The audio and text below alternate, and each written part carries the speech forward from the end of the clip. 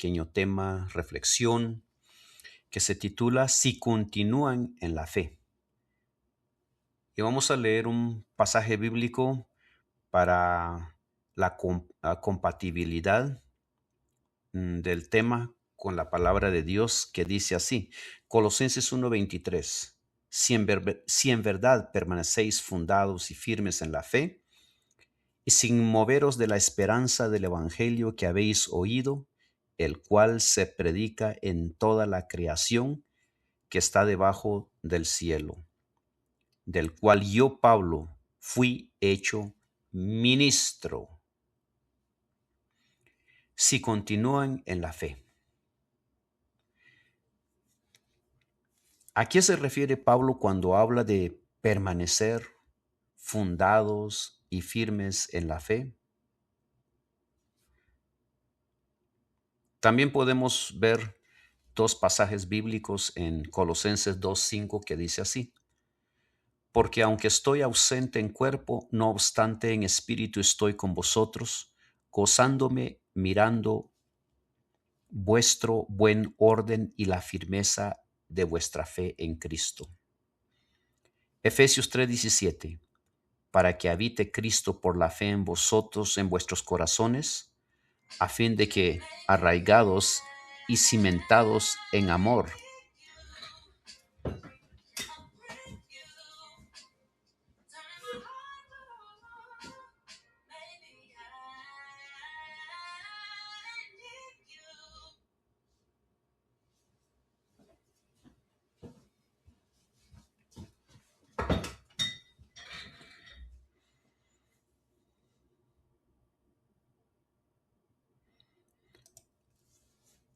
este versículo, estos dos pasajes bíblicos que leímos van conectados con el título, si continúen en la fe.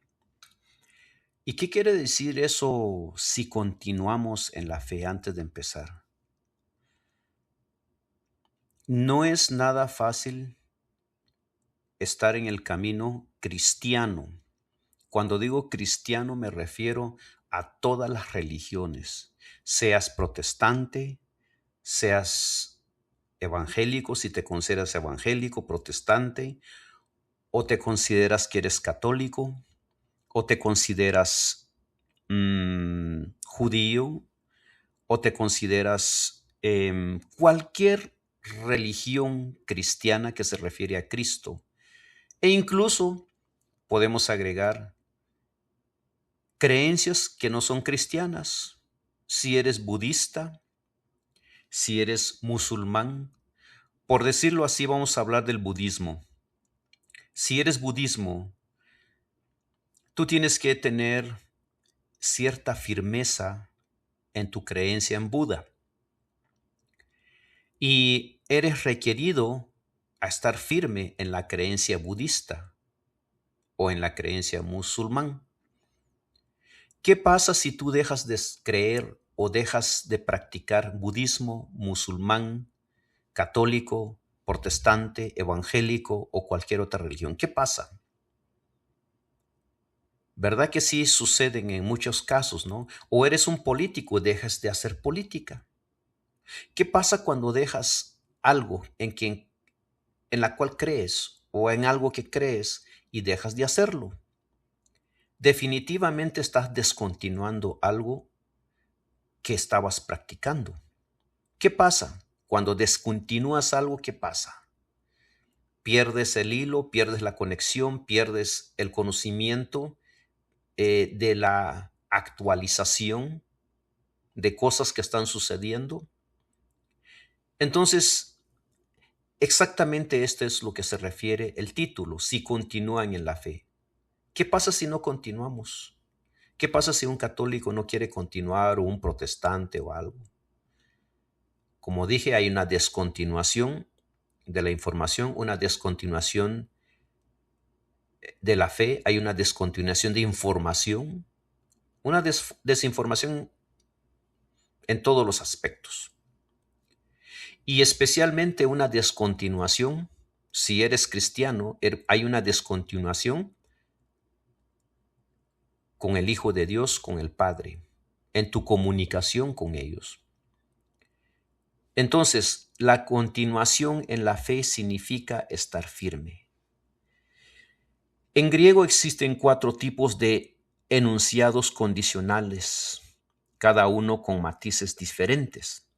El que aparece en Colosenses 1:23 dice así: si en verdad permanecéis fundados y firme en la fe, fundados y firmes en la fe, sin moveros de la esperanza del Evangelio que habéis oído, el cual se predica en toda la creación que está debajo del cielo, del cual yo, Pablo, fui hecho ministro. Si en verdad permanecéis, primero la permanencia, fundados y firmes en la fe, si en verdad permanecéis. Y no es solamente permanecer, sino estar firme en la fe, sin moverse de la esperanza del Evangelio que habéis oído, el cual se predica en toda la creación que está debajo del cielo, del cual yo, Pablo, fui hecho ministro. Da por sentado que la condición para que algo ocurra está dada, es decir, Pablo anima a los colosenses con la idea de que, en efecto, perseverarán en la fe, ya que, como el apóstol indica enseguida, tiene evidencia de la constancia y la fe de ellos. Colosenses 2:5 dice así: porque aunque estoy ausente en cuerpo, no obstante en espíritu estoy con vosotros. O sea que en la actualidad en espíritu está Pablo, gozándome y mirando vuestro buen orden y la firmeza de vuestra fe en Cristo. Bueno, me refiero, Pablo está, en esos tiempos, dice él, en espíritu estoy. En la imaginación. Él, aunque él no estaba presente, pero dice en espíritu estaré. En los consejos, en las cartas que escribía a la iglesia en ese tiempo, él estaba ahí. Aunque él no estaba, pero estaba a través de las cartas, a través de sus consejos, a través de la palabra de Dios que él predicaba. Sin embargo, su esperanza sigue estando condicionada a que persistan en el camino de la fe que han emprendido. La palabra griega traducida como permanecer en Colosenses 1:23 denota persistencia y es utilizada, por ejemplo, en el caso de los escribas y los fariseos que requerían insistentemente una respuesta de Jesús acerca de lo que se debía hacer con la mujer sorprendida en adulterio en Juan 8:7, que dice así: y como insistieran en preguntarle, se enderezó y les dijo: el que de vosotros esté sin pecado, sea el primero en arrojar la piedra contra ella. También cuando Pedro siguió llamando a la puerta después de que Rode fue a dar la buena noticia a los demás discípulos en lugar de dejarlo entrar, está en Hechos 12:16 que dice: mas Pedro persistía en llamar, y cuando abrieron y le vieron, se quedaron atónitos.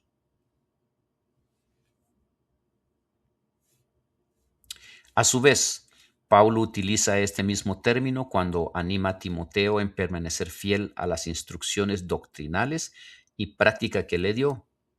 Primera Timoteo 4:16 dice: ten cuidado de ti mismo de la doctrina, persiste en ello, pues haciendo esto te salvarás a ti mismo y a los que te oyen. Su significado aquí es similar, salvo que se aplica a los creyentes en general.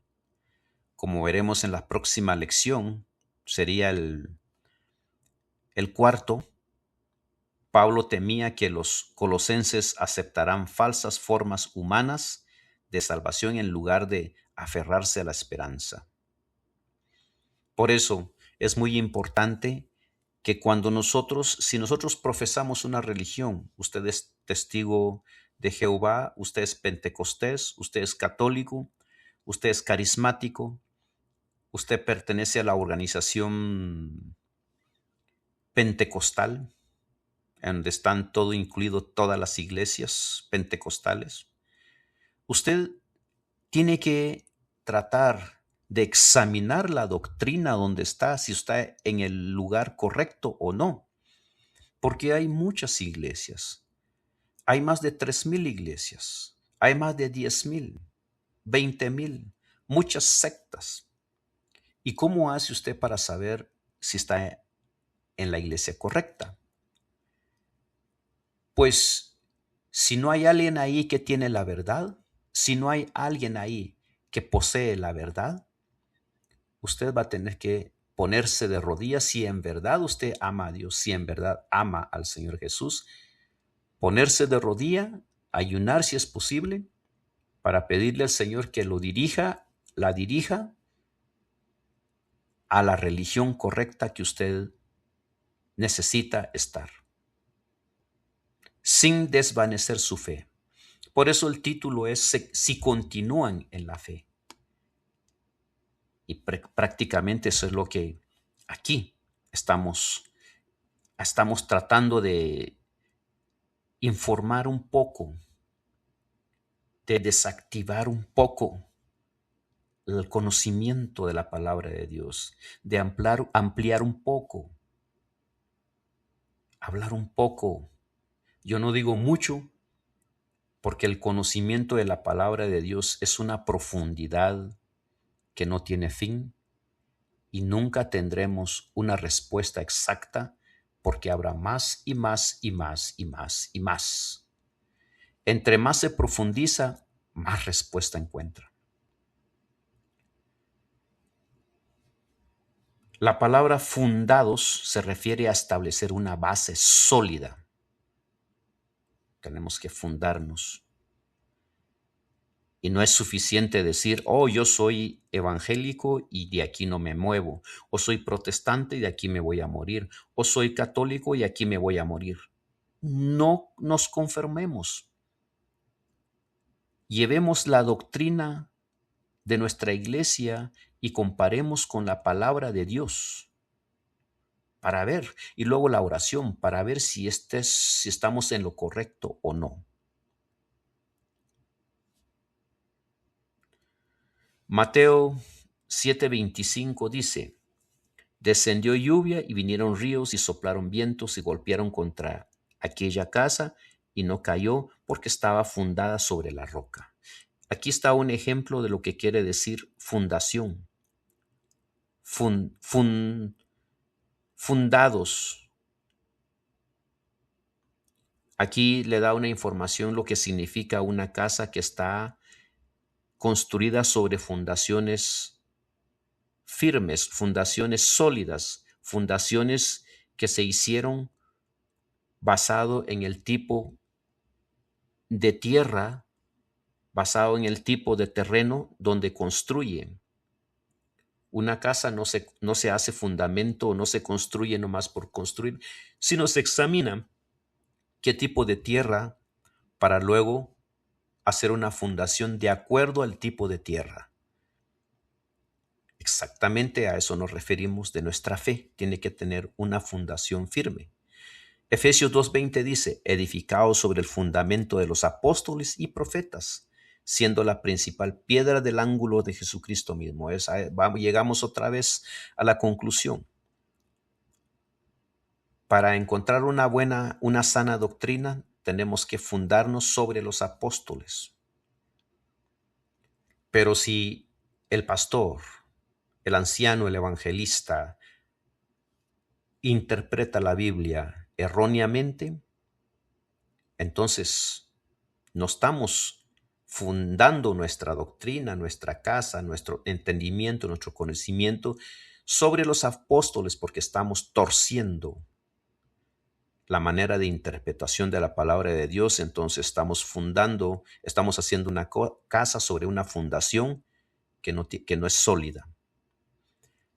Son nuestros fundamentos, tienen que ser sobre los apóstoles y los profetas. Efesios 3:17 dice, para que habite Cristo por la fe en vuestros corazones, a fin de que arraigados, cimentados en amor.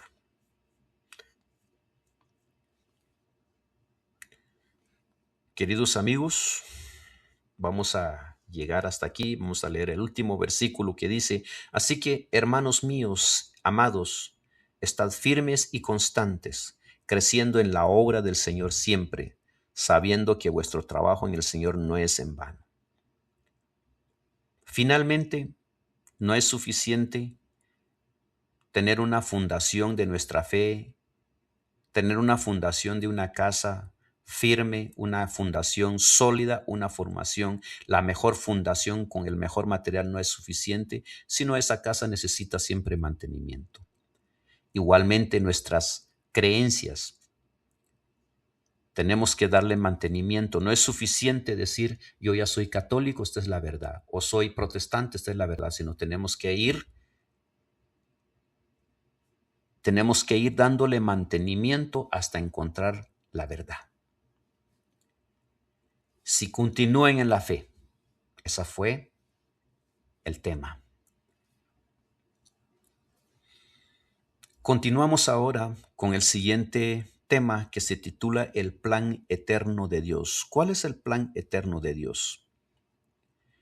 Vamos a leer un versículo que dice, ahora me gozo en lo que padezco por vosotros y cumplo en mi carne lo que falta de las aflicciones de Cristo por su cuerpo, que es la iglesia,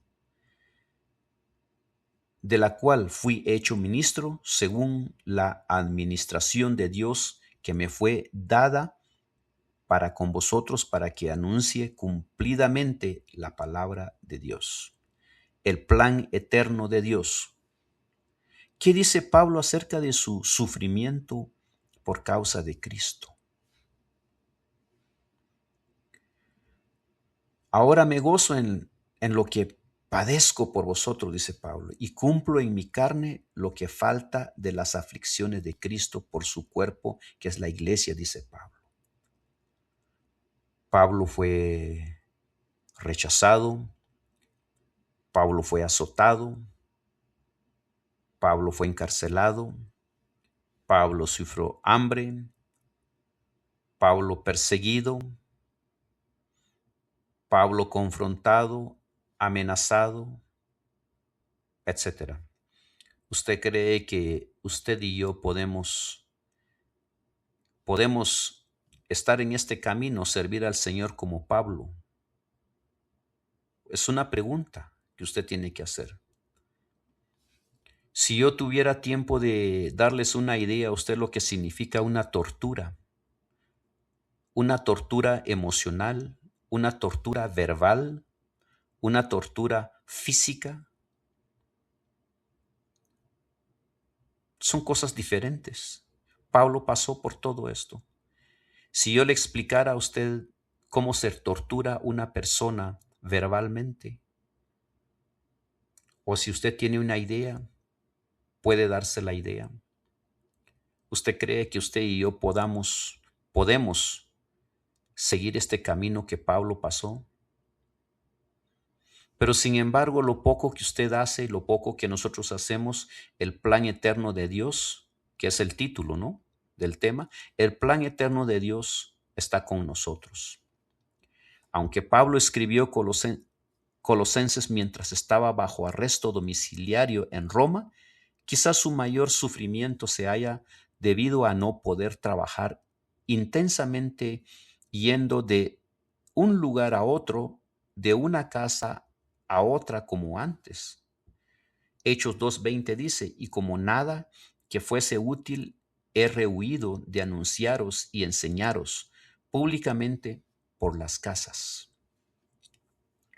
Estas aflicciones y tribulaciones de las que Cristo nos advirtió en Mateo 24:9 y Juan 16:33 no son comparables con la gloria venidera que se ha manifestado en nosotros. Romanos 8:18 dice, Pues tengo por cierto que las aflicciones del tiempo presente no son comparables con la gloria venidera que en nosotros ha de manifestarse. En verdad no se compara. Pablo entendió bien eso y por eso es que para él la persecución y todos los sufrimientos era algo pasajero, pero que él puso los ojos en el futuro del paraíso, y de ahí no quitó sus ojos, y así es como él permaneció firme al plan eterno de Dios, volvemos otra vez, que es el título de este pequeño estudio. Y eso es lo que tenemos que nosotros hacer, permanecer firme al plan eterno de Dios. Yo sé que no es nada fácil, porque Pablo lo dice, pero tenemos que luchar. Aunque Pablo estaba en la cárcel, pero él pensaba en Dios. El plan eterno de Dios proveía todo esto y más. La palabra griega que Pablo utiliza en Colosenses 1:25, generalmente traducida como administración, es oikonomia, usada en un sentido limitado, como por ejemplo en 1 de Timoteo 1:4, que dice: ni presten atención a fábulas y genealogías interminables, que acerca disputas más bien que edificación de Dios, que es por fe. Así te encargo ahora. Repito, ni presten atención a fábulas y genealogía interminables, que acarrean disputas más bien que edificación de Dios, que es por fe. Así te encargo ahora. Lo volví a repetir porque parece que no leí bien. Se refiere a la manera en que Dios te ordena o ordena las cosas. Hay un, hay un es- hay una cita, un escrito de un escritor que se llama Luke Timothy Johnson. The First and Second Letters to the Timothy. Así se llama el libro, ¿no? En la página 164, que dice: eso incluirá el apostolado de Pablo, pero en un sentido más amplio, incluye todas las disposiciones divinas que integran el plan de salvación, el ministerio de Pablo, el de los demás apóstoles, incluso el de los profetas del Antiguo Testamento. Efesios 2:20 dice: edificados sobre el fundamento de los apóstoles y profetas, siendo la principal piedra del ángulo de Jesucristo mismo. Efesios 3:5 dice: misterio que en otras generaciones no se dio a conocer a los hijos de los hombres, como ahora es revelado a sus santos apóstoles y profetas por el Espíritu. Incluido Moisés estaba destinado a que anuncie la palabra de Dios. Todo ello en relación con este plan divino. Aunque analizaremos este tema con más detenimiento en el estudio de mañana, resulta útil en este momento observar que Pablo reconocía que su ministerio no era más que una pequeña parte de un plan divino mucho más amplio, de largo alcance, que comenzó a ponerse en práctica desde la creación del mundo. Por eso no es bueno a veces que nosotros nos jactemos de las cosas que hacemos, nos jactemos de lo que hacemos. Pablo siempre pensó que lo que él hacía no era lo suficiente o era pequeño. E incluso su título como apóstol, él decía que era el más pequeño de los apóstoles, según la palabra de Dios y según lo escribe, ¿no?, en las cartas de Pablo. Entonces, todas esas actitudes negativas de los pastores, evangelistas y otras personas que se creen mucho, hay cantantes que se creen mucho, no es parte del plan eterno de Dios. no es humildad, no es sencillez. El plan eterno de Dios es que nosotros llevemos una vida parecida al de los apóstoles y los profetas. Por eso, si en su iglesia, en su congregación, en su institución, usted ve que la palabra de Dios es manejada con distorsión o es manejada equivocadamente, acércase al plan eterno de Dios, de la palabra de Dios, empiece a descubrir el verdadero, la verdadera verdad eterna de Dios en esta tierra. Queridos amigos, luchemos por el plan eterno de Dios, que es el título de este tema. Luchemos. Yo sé que no es suficiente lo que yo les he dicho. Tal vez ustedes dirán, ¿por qué no hablas más? Pero de verdad el tiempo es muy cortito. Pero yo tengo fe en Dios que lo poquito que hacemos aquí será de bendición para ustedes, su familia, sus hijos. Espero que este pequeño, muy pequeño, pero muy pequeñito estudio que hablamos, y aunque con errores gramaticales a veces que yo me equivoco, y aunque con problemas a veces de lectura a veces me equivoco, yo confío de que el Señor Jesús, yo confío que su Santo Espíritu, con lo poquito que aquí hablamos, servirá de bendición para ustedes, su familia, sus hijos, para muchas personas. Cuídense mucho. Nos veremos en los siguientes 2 estudios, que es el quinto y el sexto. Gracias por venir al canal.